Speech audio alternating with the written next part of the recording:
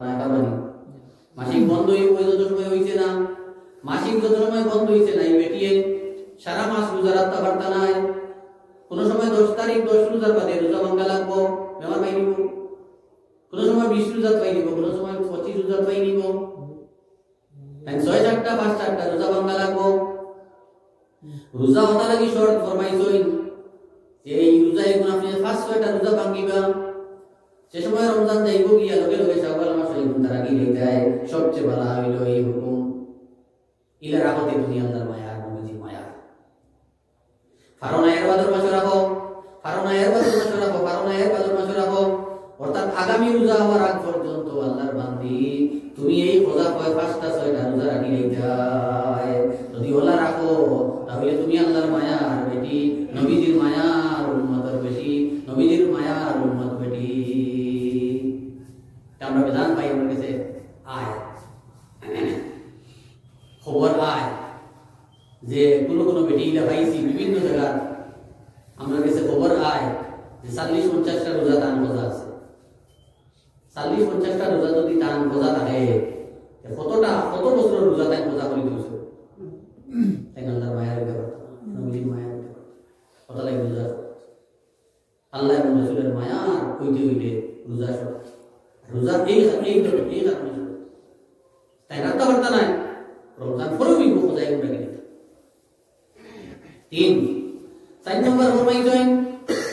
স্বামীর সেবা মুসলমান। আল্লাহর বান্দি জমিনও আপনার স্বামীর খুশবুনি যাওয়া লাগবো। বাপর বাড়ি আসলাই কোনো কথা নাই, মা বাপ খুশ করলে জন্য চইলে এনে স্বামীর বাড়ি যখন আই গেছো 3 নম্বর হইছেন আপনার স্বামী। দুনিয়া থেকে যাইতে হইলে আল্লাহর বান্দারে খুশ করে দেওয়া লাগবো। রাসূল করিম সাল্লাল্লাহু আলাইহি ওয়াসাল্লাম ফরমাইছেন যে আল্লাহর বান্দি পৃথিবী থেকে বিদায় নিলাম আর তার স্বামী তার উপরে খুশ থাকবা, এই আল্লাহর বান্দি দুনিয়া থেকে যাবার বাদে আল্লাহর জন্য হাদিস শরীফ আছে আল্লাহ রাসূল সাল্লাল্লাহু আলাইহি ওয়াসাল্লাম ফরমাইছেন কিয়ামতের দিনে বেটির 2 আমল আল্লাহ পাকে দুকাইবা, 2 আমল আল্লাহ পাকে দুকাইবা। আমল 2 আমল। 1 নম্বর আমল দুকাইবা ফেরেশতা দি দুকানি লইবা, ফেরেশতা দেও যায় শামসুন নেসার 2 আমল আছে নি। এক আমল কিটা বলে এক আমল হইলো এই বেটি নামাজ পড়ছে নি, বালি ওয়ার পর থেকে লিয়ে মওত পর্যন্ত নামাজ ছাড়ছে নি, শরঈ উযর ছাড়া নামাজ ছাড়ছে নি। দেখো বলে না ছাড়ছে না, বলে এক আমল পাইছি। আরে আমল কিটা বলে দেখো স্বামী তার উপরে খুশ কিনা। যদি নামাজ মিলে আর স্বামীর সন্তুষ্টি মিলে, স্বামী খুশ রাখিয়া গেছেন, আল্লাহর বান্দি স্বামী খুশ রাখিয়া দুনিয়া থেকে বিদায় দিছেন, তাহলে মুসলমান আল্লাহরই বান্দি বিনা হিসাবে আল্লাহর জন্য। আশিকায়ে রাহমাতুল্লাহি তাআলা আলাইহি তার এক কিতাবের মধ্যে লেখছেন হে আল্লাহর বান্দি মনে রাখিও যে আল্লাহর বান্দি দুনিয়া থেকে বিদায় নিব কি স্বামীর হাত হইব বড় কপালি বেটি। আর স্বামীর হাত বিদায় নেওয়ার বাদে যদি স্বামী এই বেটির মুখে দি যাইয়া তফাত করিয়া পুরা চকুর পানি ফালাই দে মাটির মধ্যে, তাহলে এই বান্দির উপরে আল্লাহর দুজো করা হারাম হয়ে গেছে। 2-3 বুজুর্গের লেখছেন কিতাব ইতফাত করে চকুর পানি ফালাইব আনাক বুঝাই নি বেজার হইলে তো হইব আপদ মরতে ভালো হইছে। খুশ হইয়া আপনার মুখে দি যাইয়া যদি পুরা পানি ফালাই দে আল্লাহর বান্দায় চকুর পানি ফালাই দে, তাহলে এই বেটির উপরে আল্লাহর জাহান্নাম রাখুন হারাম। হাদিস শরীফের মধ্যে আছে আম্মা ইয়াদ রাখো রাসূল করিম সাল্লাল্লাহু আলাইহি ওয়াসাল্লাম ফরমাইছেন স্বামীর সন্তুষ্টি স্বামীর খুশি যেটা এটা হইয়া থাকলো একজন বেটির বেহেশতের টিকেট। সুবহানাল্লাহ। আগর হাদিস ছিল আল্লাহ পাকে দুকাইবা বেহেশতের টিকেট কিটা বলে স্বামীর সন্তুষ্টি এবং নামাজ। আর এই হাদিস শরীফ রাসূল করিম সাল্লাল্লাহু আলাইহি ওয়াসাল্লাম ফরমাইছেন স্বামীর সন্তুষ্টি হইল এক বেটির বেহেশতের টিকেট। রাসূল করিম সাল্লাল্লাহু আলাইহি ওয়াসাল্লাম এই সম্বন্ধে বিভিন্ন হাদিস আছে, ওই সম্বন্ধে আমার কিতাবে লেখা আছে। আমি তো আলোচনা করতাম বিভিন্ন জায়গা দিলে ওটাও খালি আলোচনা আমার করাই দিই, আর আমি কোনো সময় আত্মা করি দিই। ও বিভিন্ন সময় বুজুর্গ হলে আমার বইটা আপনি এটা সম্বন্ধে কিতাব লেখো, ও কিতাবে আমার এই সম্বন্ধেও আছে স্বামী স্ত্রীর অর্থ। একটা ফুড়ি বিয়া দিবার আগে অন্তত এটা কিতাব পড়িয়া 1 বছর যদি পড়ে তাহলে স্বামীর ভোগ উঠাইব, স্বামী কোন বস্তু বুঝাইব আমি এক পাঠ আছে হাদিস পাকের আলোকে স্বামীর ফজিলত এই পাঠ যদি পড়ে 55-60টা হাদিস তো বুঝাইব স্বামীর কত ফজিলত ঠিক লগে লগে আরেক পাঠ আছে হাদিস পাকের আলোকে স্ত্রীর ফজিলত এই মনে মাতি না হাদিস পাকের আলোকে স্ত্রীর ফজিলত ইকনাই নর যদি বেটায় পড়ই স্বামী পড়ই তাহলে বুঝাইবা আগে আগে হুমতাম বইটা কিছু আরবা মুরগি হলে লেগু ইতো হইল স্যান্ডেলর বিদা একটা সিরিয়া কত কিছু লাগা দিই ওইটাই পড়ই তো বুঝাইলে না এই স্যান্ডেলর বিদা না এগুলো দাম আছে রসুল করিম এর কারণে আমরা সংক্ষিপ্ত কথা এই জমিনও আপনি দুনিয়া থেকে বিদায় নিবা লাগবো মনে রাখা লাগবো আমার জীবনের একটা উদ্দেশ্য হইল আমার স্বামীরে পুষ্করি জমিন থেকে বিদায় নিতাম যদি স্বামী বেজার হইলে নিয়ে রাখিলা নবীজি ফরমাইছেন সাল্লাল্লাহু আলাইহি ওয়াসাল্লাম যে বেটি এই পৃথিবী থেকে বিদায় নিলা তার স্বামী তার উপরেও সন্তুষ্ট এই বেটি দুনিয়া থেকে বিদায় নিয়ে আল্লাহর জাহান্নাম আর যে বেটি এই পৃথিবী থেকে বিদায় নিলা স্বামী তার উপরে সন্তুষ্ট তার আল্লাহ পুরুষ তার আল্লাহ এই বেটি দুনিয়া থেকে বিদায় নিয়ে আল্লাহর জন্য তো মুআজ্জাজ হাজিরিন যখন স্বামীর হক আছে স্ত্রীর হক আছে রে ভাই স্ত্রীর হক সম্বন্ধে দুই চারটা কথা আলোচনা করিয়া যাই আনা মাউনিত হইবা বলে সাহেব ভাই জনরান দেখি আমরা কোনো হক নাই আমরা তো আর লাড্ডু জিনারা লাড্ডু নাই মুসলমান তারা হক সম্বন্ধে মহানবী সাল্লাল্লাহু আলাইহি ওয়াসাল্লামের তিন ধরনের ব্যবহার আমরা বুঝাইছি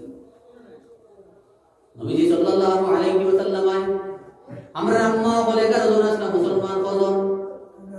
11 জন একদম লিয়ে বাড়ি না চলতাম সোনার সামনে 11 জন বিবি লিয়ে চলছই এই 11 জন বিবির প্রতি নবীজির যে ব্যবহার আসলো হাদিস শরীফ দুকাইলে মিলে তিন ধরনের ব্যবহার আসলো মুসলমান সোনার নবীজি সাল্লাল্লাহু আলাইহি ওয়াসাল্লাম এই তিন ধরনের ব্যবহার আলোচনা করিয়া উলামায়ে কেরাম ফরমাইতেন যে যদি এই তিন ধরনের ব্যবহার স্বামীর জীবনে তাকি যায় এগুলো আর দরবার আইতো নাই আর হাদিস আলোচনা করিয়া বিভিন্ন হাদিসের তাফসীরও ফরমাইছে ইতা হক যদি বেটি আদায় করে এই জমিনও স্বামী স্ত্রীর মধ্যে আর কলহ বিবাদ আইতো নাই আর স্বামী স্ত্রীর মধ্যে যদি কলহ বিবাদ থাকে না মায়া মমতা থাকে মিল মমতা মিল থাকে তাহলে এই গরিকান শান্তির গরই জীব সুবহানাল্লাহ কিতা দিন ব্যবহার রাসূল করিম সাল্লাল্লাহু আলাইহি ওয়াসাল্লাম বড়ি নাই ওটা কথা কইলেন সাতটা আগে শুরু হলো মুআজ্জাজ হাজিরিন রাসূল করিম সাল্লাল্লাহু আলাইহি ওয়াসাল্লাম রাসূল করিম সাল্লাল্লাহু আলাইহি ওয়াসাল্লাম তিন ব্যবহার আসলো সংক্ষিপ্ত হইলিয়া তিন ব্যবহার এক নম্বর ব্যবহার আসলো রাসূল করিম সাল্লাল্লাহু আলাইহি ওয়াসাল্লাম বিবি আল্লাহর প্রতি চরম সীমার মহব্বত দেখাইতা বিভিন্ন ঘটনা হল আছে আমি আমার স্বামী স্ত্রীর ওখানে আছে বিভিন্ন ঘটনা কয়েকটা আছে বিভিন্ন ঘটনা দিন নবীজি বুঝাইছেন যে এর প্রতি আমার সবচেয়ে বেশি মহব্বত চরম সীমার মহব্বত শোনার সামনে এর প্রতি দেখাইছেন মুসলমান রাসূল করিম সাল্লাল্লাহু আলাইহি ওয়াসাল্লাম রিপোর্ট বয়ান হযরত আম্মা আয়েশা সিদ্দিকা রাদিয়াল্লাহু তাআলা আনহা যে রাসূল করিম সাল্লাল্লাহু আলাইহি ওয়াসাল্লাম আমরা ও পরিমাণ মহব্বত করতা ও পরিমাণ মায়া করতা মুসলমান আমার আত্মীয়স্বজন রিশতাদার যত আছে সেওর তাকে আমরা ইলা মায়া পাইছি না সুবহানাল্লাহ আম্মা আয়েশা সিদ্দিকা ফরমাইতরা আমরা আত্মীয়স্বজন যত আসলা সেওর কাছ থেকে ইলা মহব্বত আমরা পাইছি না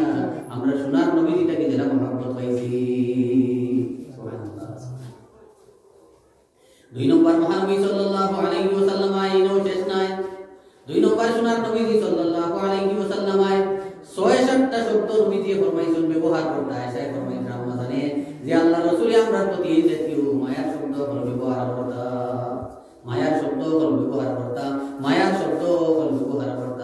আল্লাহ রাসূল ফরমাইতা ইয়া রূহি ইয়া রায়হানি ইয়া মাহবুবি বলা ৬৭টা শব্দ নবীজি বিবি বলে কইতা মুসলমান অর্থ কিতা বলি ইয়া রূহি হে আমার প্রাণ হে আমার জান আল্লাহ রাসূল সাল্লাল্লাহু আলাইহি ওয়াসাল্লাম বিবি বলে আমার জান বলে সম্বোধন করতা হে আমার খুশবু ইয়া রায়হানি হে আমার খুশবু ইয়া রূহি হে আমার জান ইয়া রায়হানি হে আমার খুশবু